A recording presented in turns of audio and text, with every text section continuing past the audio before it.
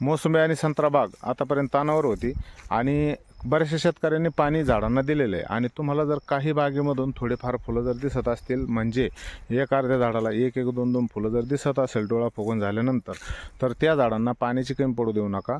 पाणी व्यवस्थित द्या, जेणेकरून त्यावेळेस पाणी दिल्यानं भरपूर प्रमाणात आपल्या बागेवरती फुलं हे चांगल्यापैकी येऊ शकतात. त्यामुळं पाण्याची कमतरता पडू देऊ नका. ज्या ज्या शेतकऱ्यांच्या बागेवरती थोडेफार फुलं दिसत आहेत तर त्यांनी पाणी हे आपल्या बागेला वाढवायचं आहे. आणि ज्या ज्या शेतकऱ्यांना आपल्या बागेमधून फक्त आगरीच बाहेर येताना दिसते तर त्यांनी थोडंसं पाण्याला थांबलं तरी चालेल.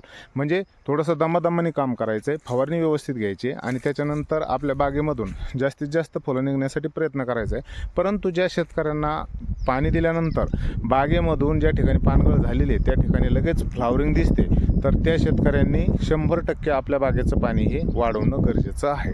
मित्रांनो, व्हिडिओ आवडल्यास व्हिडिओला लाईक करा, चॅनलला सबस्क्राईब करायला विसरू नका. धन्यवाद.